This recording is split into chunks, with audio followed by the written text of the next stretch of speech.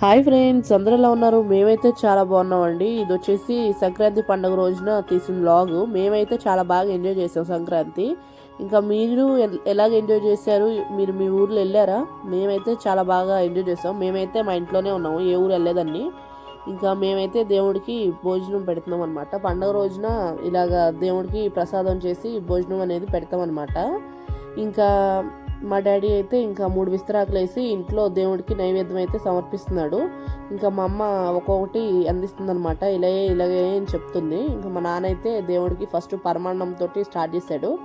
ఆకేసి శుభ్రంగా కడిగేసి దాంట్లో పరమాన్నం, ముద్దపప్పు, నెయ్యి అనేది వేసేసారనమాట. దాని తర్వాత పులిహోర పెడుతున్నారు. 3 విస్తరాకులు వేసామండి. ఇంకా దేవుడికి 3 విస్తరాకులు వేసి ఇంకా ఒక్కొక్కటి అయితే సమర్పిస్తున్నాము దేవుడికి. ఇంకా మేమైతే సంక్రాంతి బాగా చేసుకున్నాము. ఇంకా మేమైతే ఏ ఇయర్ కూడా ఊరు వెళ్ళామండి, మా ఇంటికాడే చేసేసుకుంటాము. ఇంకా మీలో ఎంతమంది మీ ఊరు వెళ్ళి సంక్రాంతి పండుగ సెలబ్రేట్ చేసుకుంటారో కామెంట్ చేయడం మాత్రం మర్చిపోకండి. ఇంకా దేవుడికి అయితే చేసిన వంటకాలన్నీ సమర్పించేస్తున్నాము.